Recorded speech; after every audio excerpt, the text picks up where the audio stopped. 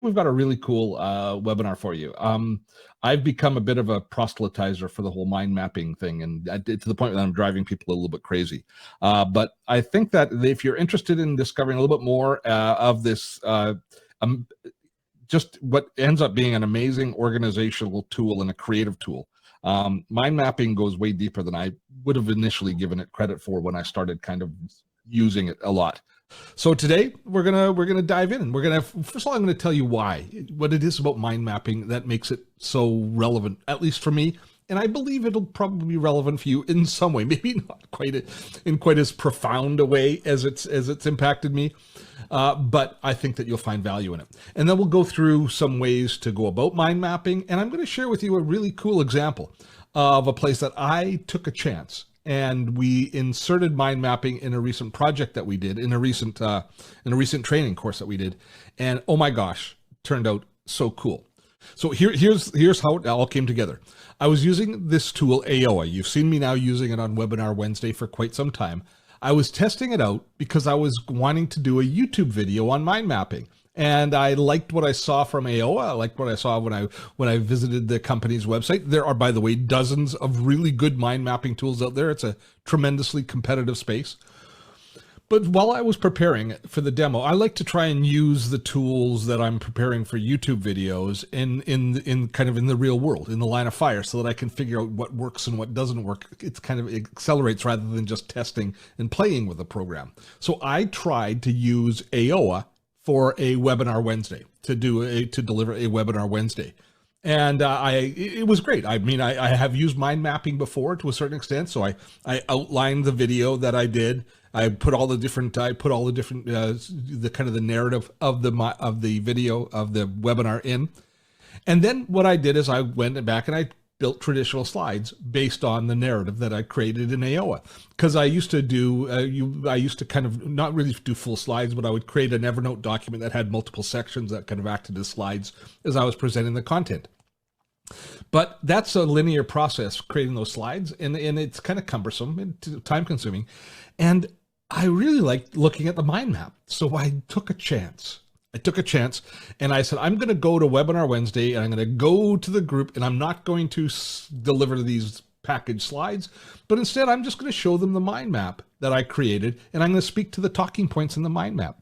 And lo and behold, you guys liked it. For the most part. Some of you might not have liked it, but for the most part, overwhelmingly, you loved it. And I kept getting asked over and over again, what tool are you using? What tool are you using? Every single webinar we've done since then, what tool are you using? People are interested, and the comments come back. They really like the delivery and the mind map. And I know why. The reason that you like the mind map is the same reason that I like creating the mind map. It's that as you're looking at the screen, you don't need fancy, beautiful graphics or points. You have context all the time. And context is the key word when we're talking about using mind maps for this purpose, for presentation. Because you can always see where the path that my thought took you to. So it ends up being a really good tool as far as that's concerned. But as a presentation tool, it provides extra clarity for the audience. But as a presenter, putting a presentation together, it became almost the only way that I can now think about creating presentations. Because think about what's in a presentation. It's full of concepts and ideas, and you flesh it out and you build stories and you create linkages to those stories as you put your presentation together to try and create some sort of a narrative arc for your audience. And the only thing that ties one story to the next story, to the next story, a point to the next point, to the next point, as you take people on whatever journey you're taking them as you present or tell their story, is the context of where you've come from. It's what's come before informs the relevance of what you're saying at that time. And mind mapping gives us that in spades. It's just a beautiful tool for delivering that. So I became kind of enamored with it. I really started to like it. I've always found in the past, that when I was creating my presentations for speaking gigs and that sort of stuff, I always felt that it was I always felt frustrated creating presentations, because working with slides or just working with a linear document, I always felt it was so inflexible. That in moving things around, you'd try and get the story outlined, and you tried to get it in order, and it was a cumbersome process, and it took a lot of mental gymnastics to be sure that I tied one point to the next point and kind of built the story. And it was a lot of work. It's inflexible.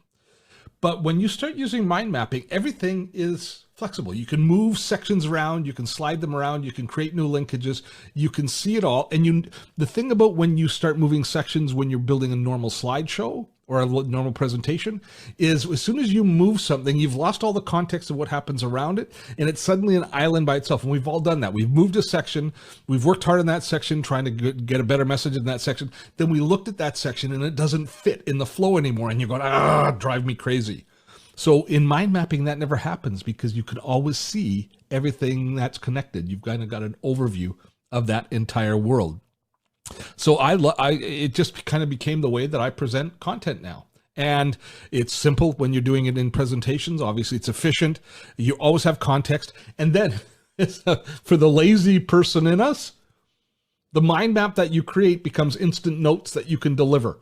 And it's a lot less work than putting together a slideshow and not putting a slideshow. A single graphic with the mind map, people look at it and they can remember almost everything you said. It ends up being a really cool tool as far as that's concerned.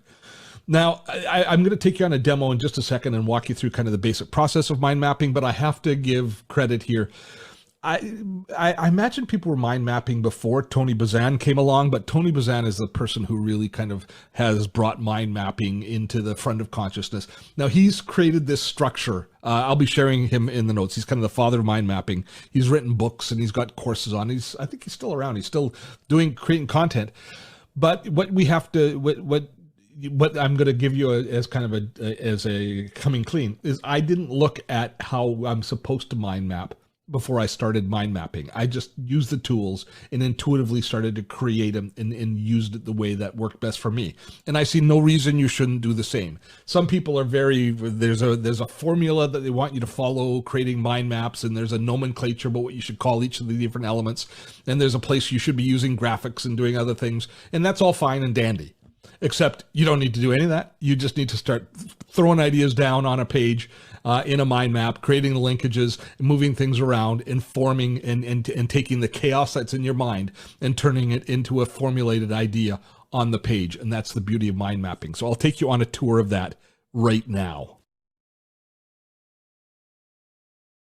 Now, what you see here before you is the interface for AOA. Now, AOA looks pretty much the same whether you're using the browser or you have the desktop app downloaded. I have the desktop app downloaded, and that's what we're going to be working with. But I need you to recognize something as you start looking at different mind mapping tools, is they all are going to have a lot in common, and they're going to work very similarly, but there's a lot of competition in the space.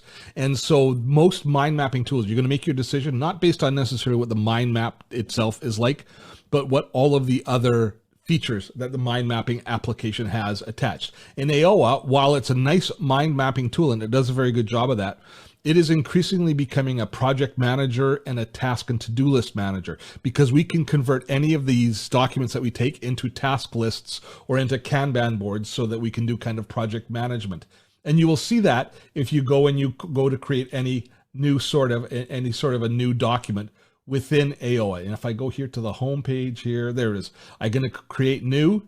And here's the type of documents that I can create in AO. I can create a mind map, which we're going to do. You can also do whiteboards, task lists, chats. And they've got a new artificial intelligence engine that will look at the content that you put on the page and automatically bring resources from online. It's very cool. I haven't had much time to play with it yet. Excuse me. We're not going to talk about it today other than to know that it's a coming feature. So I'm going to choose mind map to create something new. And in the mind map, you've got these different styles: organic, speed map, or a radial map. I use the speed map is what they call it almost all the time. I'll just call this one demo because that's just a quick demo and I'm going to probably get rid of it later. So mind maps all start pretty much with a central idea, a central theme that everything else radiates from. So you have to create a central idea for your map. So you create it here, and it's going to, AO will do is it'll take the title for whatever the document is. And then you've got these two little pluses on either side. This is where you add parent and child boxes. You can call them different things, but they're basically the trees, the branches of the tree of the mind map that you're creating. So and they call it here a child branch. So you click on that and it creates a box, and into the box you put your first idea. And you can do a whole bunch of things with that depending on the application. But here you can see I've got all of these different things. I can add emojis to it. I can add comments if I need context. I can format it as far as the color and the type of box that it is. I can add notes to it. I can include an image in it. Now, AOA does an okay job of including images. Some other packages do a great job of doing images. I can create attachments, and I can also do something cool, which is link this tree or link this branch of this mind map to an entire other mind map. So you can create kind of in 3D space ideas. There is a very popular mind managing tool, which is off the charts as far as what it does, called The Brain, which is big on this, where you create these different ideas and these little maps, and then one map connects to another map to another map. And then if you take a look at it kind of in 3D space, it looks like all of the different synapses and connections in your brain. And that's what we're doing, is we're creating these linkages as we go along. But we'll stick with the simple kind of 2D and not worry about the 3D world. So into each of these different ideas, if you click on the little plus box or hit tab, it will then take you to a child branch of that particular idea. So this is the sub idea. So you create these links, and then if you hit return or you create another link here, you have ideas that are at the same level, or notes that are at the same level. So you see, it creates it, and AOA does a nice job. It creates it in a different color. And so this is idea number 2. And then I hit tab, and that will be sub idea number 2. And if I have maybe a third idea here, I just hit the return again and sub 3, and you get the idea for how we start to build things out. Now, the beauty is that you can take any of these ideas and you can move them from one thing to another and just drop them, and they automatically migrate. You can take all of these ideas and put them right here, or you can sort them any way you want as you put the different ideas in order. And as you're working, and you kind of zoom in and out, but as you're working with your content, you use this organizational structure to move things around. And you can see how simple it is. At this level here, it's just as simple as putting down 1 and 2 word ideas, thoughts, triggers that cause you, that give you the idea of kind of what's behind, and then you can organize them as you work. And they can become quite elaborate. We go back to here. Here's the mind mapping with a purpose mind map, which I'll be sharing with you in our shared note today. But this is the thought process that I went through as I wrote this presentation. And we're right down here now with how to mind map. And I've talked about the father of mind mapping. And so the next thing that I would want to talk about working here is mind mapping is best for. But you know what? Maybe instead of that, I want to talk about the problem with linear writing first. And I move that up, and so I can adjust the order that I'm seeing the content in, ultimately presenting it in, but putting the thoughts into some sort of a roadmap ultimately for me to work with. And I'll talk more about that in a moment. So I'll just wrap things up for this section here with, obviously the problem with linear editing is you can't do what I'm doing here. And this point here, it's difficult to promote parallel thought. I don't know if that's a proper term, what it means, but you can see as things, as you build out the mind map, because you have parents and child boxes that are kind of related vertically over the top, those vertical relationships where things are kind of in the same, taking up the same space as far as set closer to the central idea, they are ideas that are kind of the same equal nature relating to whatever the topic is you're working on. So you're able to work in a kind of in a parallel nature where you're working out from the central idea as the ideas that are closest to it are put together, and then and then you work your way to the more and more esoteric points as you work your way out. I hope that makes sense. But all of the kind of the first level connections here are all kind of equal importance, and you can kind of move the ball downfield equally by working through these different, by working in and out on the mind map, and more on that in a moment. So let's take a step back. So you've seen now how the mind mapping works, and I think you have an appreciation for how excited I am. And you've already, those of you who have experienced Webinar Wednesday, have seen me using it a lot. So the thing that really sparked me wanting to do today's webinar is we just did a project. We just did a new launch for our community, the Gray Wave community, where we teach baby boomers and Gen X how to build online businesses. And we took on a fairly heavy lift. we put on a 25-day boot camp where we walk people through all of the different aspects of building an online business from soup to nuts. And it was a big undertaking. And one of the things that when you create in every day for 25 days, we went live with a tutorial on one topic or another within that space. Some of you would have been part of it.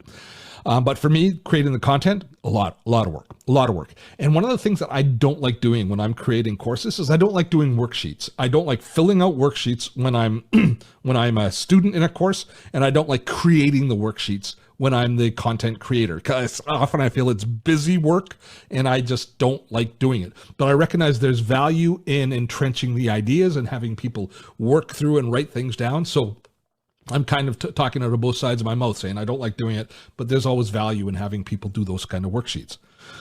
But when I was putting the boot camp together, obviously I was creating all of my lessons in mind maps. I was mind mapping each of my lessons, which it's a logical extension of what I've been doing. I will be using mind mapping now for all of my course content, all of my videos moving ahead. So I was creating it in it, and I thought, I don't know when I thought, but in the second or third lesson, I thought of it earlier, but we delivered it in the second or third lesson.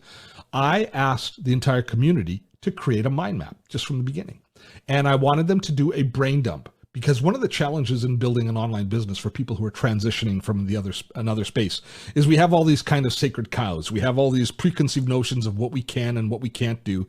And we suffer all of these challenges. Imposter syndrome, we have a lack of confidence, we have fear of failure. And so there's all these psychological barriers that are in the way of us seeing clearly what our potential is for building an online business.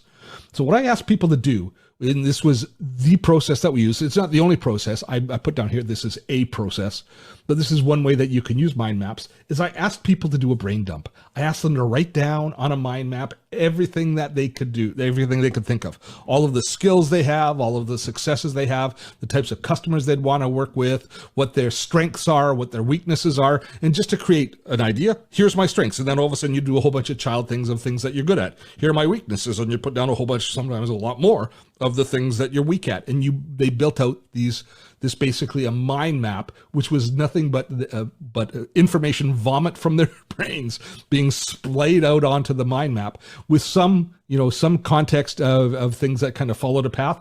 But I asked them to just do that, not to go back and edit it, just a stream of consciousness brain dump. And there was all sorts of non sequiturs in there as well. So that was the project. That was what we asked them to do very early on. But then we referred back to that mind map over and over again as I was teaching different lessons. So I would take new mind maps, I would teach them the content that we were doing, and I would ask them to go into their mind map and create a little bit more structure. But now they'd be creating branches that had a purpose. Maybe we were going to talk about potential products they could build, or who their audience is, who their avatar is, or what list builders they could create to attract people to them to gather their email address. So I was taking specific projects. We were creating branches of the mind map using those different ideas, but they had the context of everything else that they'd written down all around them. So all of these thoughts, now they were put down on the page, and so it allowed them to slowly craft almost a business plan, maybe more appropriately a roadmap of where they could build their online business. And we did this slowly over the course of the next 4 weeks, and it was just awesome.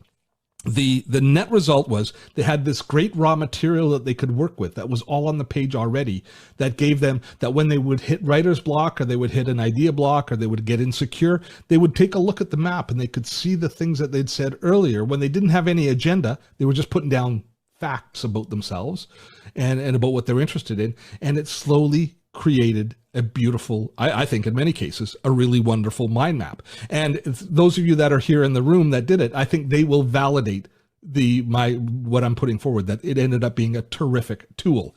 Now, one of the reasons it's so good is it's kind of like the Who, the song. Music's alright. Mama's got a squeeze, but Daddy never sleeps at night.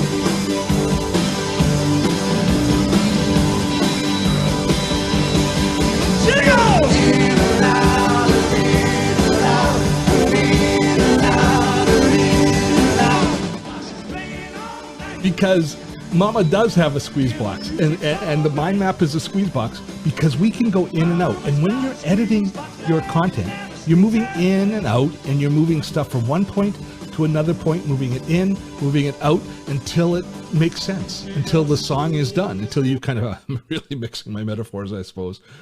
But this ability to be able to zoom in and out, look at one aspect of what you're working on, pull back, and always have the context of everything else, I think that is the real magic of mind mapping. So it is, you know, Mama's got a squeeze box. We have this ability to go in and out, and at the end of the day, the net result is something that which can be, I think, far more practical. It was created with less angst and less effort, and probably is more intelligently crafted because you've thought things through. You've looked at it from so many different angles as opposed to just a linear process that we normally do as we're putting down ideas. So I expected when I asked people to do mind mapping this way with this purpose, for them to discover their strengths and to discover gaps in what they needed to learn, and also to declare their desires. You know, when you put down what you want to do, all of a sudden it's on the page, it becomes, you made a declaration. But the pleasant surprise to me came very late in the process. Early on in the training, we talked a lot about the mechanical process of building an online business, the pieces of the puzzle that you have to put in place, the pillars of an online business. But the last week, I spent a lot of time talking about mindset, about the challenges we have in our age demographic with imposter syndrome and with the fear of failure and with the mental hurdles that we have to overcome in order to take the chance in order to build the business. And one of the biggest of those is imposter syndrome, where we don't think that we're as valuable as we are. But this was a beautiful moment. I asked them to take a look back on their mind map and take a look at what they'd done originally. And when you talked about your strengths and weaknesses, your successes and failures that you'd done early on in your career, through your whole career, because that was a part of that process, I asked them to take a look at it. And honestly, I just said to everybody the same thing. I said, take that person there that you put down all those ideas. You didn't have an agenda when you put that content in the mind map. You were just stating facts, what you knew about yourself. Taking a look at it now from this perspective of, you know, I'm not sure I have the value in order to deliver this, or that I can actually do this. Take a look at the package that's there. And I think you're going to agree that it's a fairly impressive package, but it was done without an agenda. But now it became affirmation of their potential. When we put these things down in a kind of in a factual matter, and then start using it to apply it against the challenges we face, I think a really nice kind of chemical reaction occurs that it helps to overcome a lot of the issues we have. And in this particular case, with the specific challenge of overcoming imposter syndrome, I think that it did it in spades. And I'm gonna become fully clean on this. When I asked them to do the mind map, my strategy wasn't that I was going to use it to help overcome imposter syndrome at the end. I just liked using a mind map for putting all the ideas down. This came as a pleasant surprise, how effective it was for this purpose. So that's a kind of an overview of mind mapping and why I like them so much. Let's just talk quickly about some of the different apps. I'll take you through a couple of the top ones, and then we'll get into Q&A. Now, we don't have time today to even get past the tip of the iceberg as far as what mind mapping tools there are. But I'm going to share 4 with you that I think kind of look at kind of the broad areas that each of the tools are in. And I'm sure that in the chat, you folks are sharing others. There's no right and wrong mind manager to use. I just love the process, and I'm thrilled if you're going to take it on using any tool that you choose, even those of you who are analog and just like doing it paper and pen, which many of the people in our group did. They like to do it paper and pen. It doesn't matter as long as you're doing the process. Now, the one I use, obviously, is called AOA, and I would say it's good. It's not a great mind mapping tool, but what makes it, the reason I like it is I like all of the integration it has with other to-do list and task management tools. And it's kind of the one that I started to run with, and I'm really happy with it. It's the only link that I'm sharing with you in the shared note, which is an affiliate link. All of the others I'm not affiliated with, but if you do click and decide to purchase AOA, I will get a commission. Now, having said that, AOA will give you 7 days of free trial with their full app. That's their test program. Each one of them has a kind of their own demo program. AOA will allow you, give you the full feature set for 7 days, and then you have to pay. And I think I pay about $10 a month or so for it. The next tool I'm going to show you is the one that we used in the course, which is Mindmeister. The reason I chose Mindmeister is it's a really good mind mapping tool. As a matter of fact, I love the way that it looks, and I love how it works as far as integrating and building out different ideas, and how you can navigate in and out, that whole in and out thing, with how easy access it is to the different branches. And I find it very colorful and very appealing looking at it. Now, this is the newest version of Mindmeister. They had an older version that some people ended up using as well. It's a web-only tool. I think it's web-only, but we used it on the web. By the way, AO, you can have the downloaded app or the web version as well. But the reason I liked it for our mini course is you can have up to 3 mind maps, unlimited size, unlimited duration, just you're limited to 3 maps. In my community, I only needed to have them do 1 map for building your online business. That's not bring your own booze, that's building your online business. But this was the actual kind of the sample map that I was working with them as we created our mind map. So you can see I've got a lot of content in here and a lot of context. It won't make a lot of sense to you, but it makes a lot of sense to me, and I think to the students of the course. So Mindmeister is the second one. The third one I'm going to show you is called MindJet Mind Manager, which is the very first one I ever used. It's probably the granddaddy of mind mapping tools. It's a good tool, a little bit more expensive than some of the others, but they've come down in price. They've got a lot closer, and it's a really solid app on the desktop with decent web access. But as far as an app goes, it's one of the most full featured. And the one that will blow you away if you take a look at it, and is almost too much for me, it's like too much of a good thing, is one called The Brain. The Brain is the kind of the 3D one that I was talking about. And if you go through their content, I think that they're the worst of the marketing companies of the different mind mapping companies, because they don't tell their story as well as they should with what an amazing tool it is. But it's a complicated product to get your head around, the way that it all integrates everything. But seeing a really good The Brain mind map that's put together, and there's some wonderful examples, is a little bit mind-blowing. It's intimidating, but it's also exhilarating what we can do and how we can put these different big concepts, big ideas together and have them go from the broadest idea down to the most minute detail. So The Brain is worth having a look at. I know you're sharing a ton of other tools with me, so let's get into the Q&A and see where you guys all sit on the topic of mind mapping. As I thought, so many different tools being shared. Man, we should have. I couldn't. It was a bunch I'd never heard of. Steve, I disagree with your comments on The Brain. Very friendly app, and when you get used to it, they have great tutorials and webinars. Well said. I haven't tried to use it for a while, but I found it a little overwhelming. So it's good to hear that it's easy to use. And they're a very interesting company. They've got a very unique pricing structure and stuff. So it's pretty cool. Can you export the mind map into a Word document? So you can. So there's a couple of ways. You can export it as a graphic, which I do always input it into. Like you'll get this mind map in tomorrow's shared note in Evernote. Some of the mind mapping tools will allow you to export an outline, but it's always going to be it's once you convert that 3D view, or that maybe not 3D, but that spread view into a linear view, it's not going to have the same impact, but you can export them often into outline, say an outline, or into a bullet points. All right.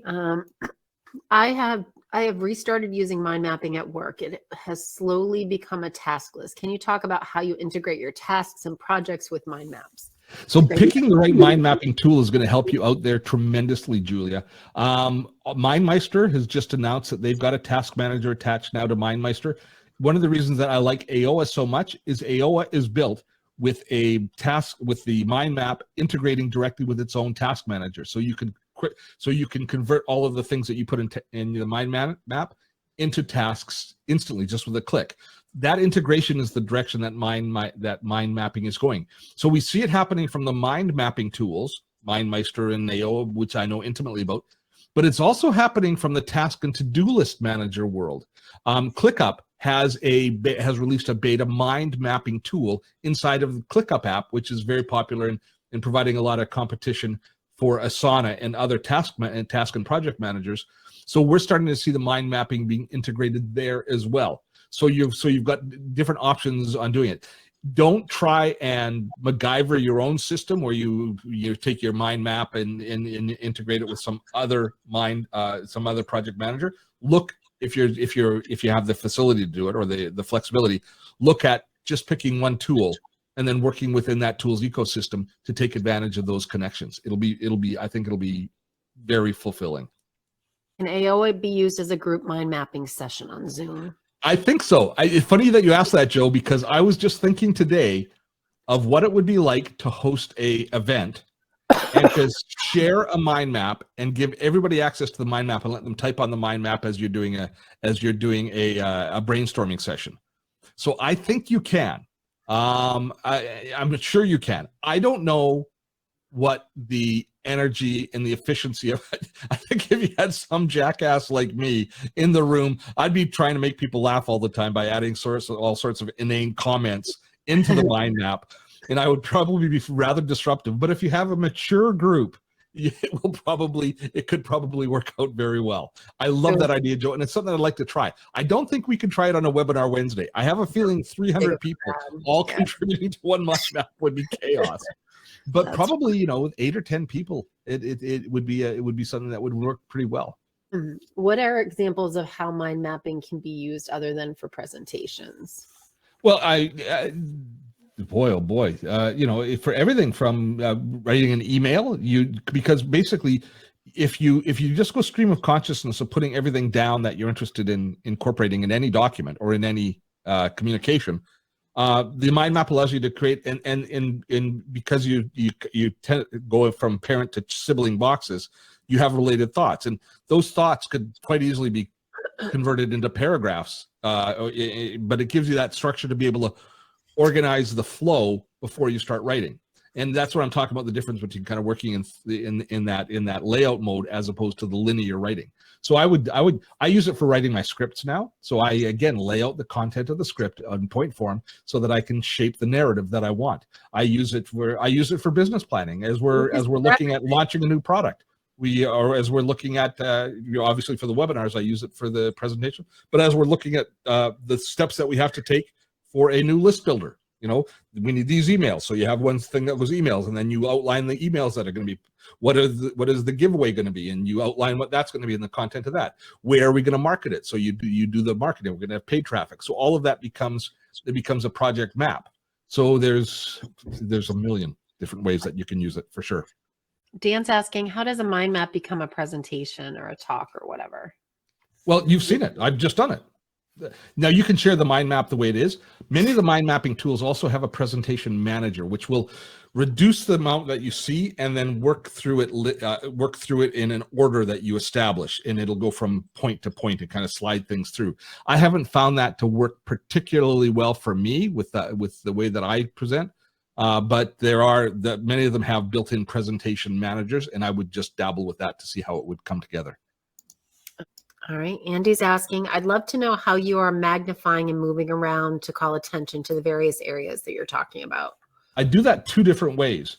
When I'm recording the videos, the pre-recorded videos that you see, I use a screencasting tool. So I'm using Camtasia, and I'm recording the screen that I'm talking to as well as the video and audio. Now within AOA, you can zoom in and out dynamically on the mouse. Now AOA's controls with my mouse are a little herky-jerky. I would like to see them scaled back so that it zooms a little bit more slowly in smaller increments. But you can, so that's one way that I move in and out on things, and then I just have the whole screen recorded.